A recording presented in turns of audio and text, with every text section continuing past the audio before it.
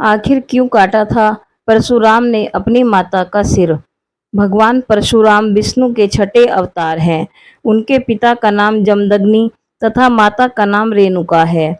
वे अपने 4 बड़े भाइयों तथा माता-पिता के साथ गंगा नदी से कुछ ही दूरी पर अपने आश्रम में रहते थे।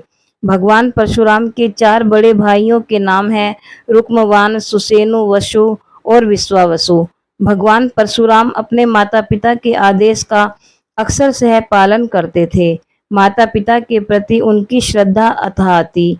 एक दिन की बात है, माता रेणुका हवन पूजन के लिए गंगा तट पर जल लाने गई थी। जल लेकर लौटते समय उनका ध्यान जल विहार करते राजा चित्ररथ एवं अप्सराओं पर पड़ा। वे इस दृश्य को देखते रह गई और एक लंबा समय इसमें बीत गया। महर्षि जमदग्नि हवन पूजन हेतु बैठे हुए थे और उन्हें देर हो रही थी। तभी उन्होंने अपनी दिव्य दृष्टि से जानना चाहा कि आखिर देवी रेणुका को इतना विलंब क्यों हो रहा है। यह सब जानते ही वह अति क्रोधित हो उठे। जब तक देवी रेणुका आश्रम पहुंची तब तक पूजन हवन में विलंब हो चुका था और महर्षि जमदग्नि आग बबूला थे। क्रोध में उन्होंने अपनी पत्नी को मर्यादा विरोधी आचरण करने हेतु दंड दिया। महर्षि जमदग्नि एवं माता रेणुका के सभी पुत्र वहां उपस्थित थे। उन्होंने एक एक कर अपने पुत्रों को अपनी माता का वध करने का आदेश दे दिया।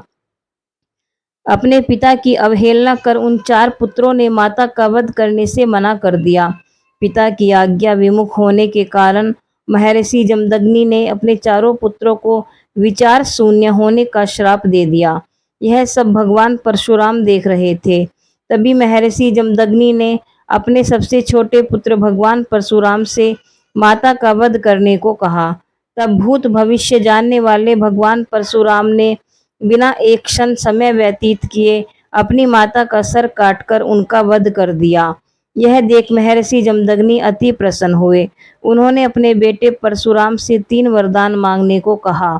तब इन सब बातों को पहले से जानने वाले भगवान परशुराम ने 3 वरदान मांगे। पहला, माता रेणुका पुनर्जीवित हो और उनके चारों भाई स्वस्थ हो जाएं। दूसरा, इनमें से किसी को भी इन बातों की स्मृति न रहे।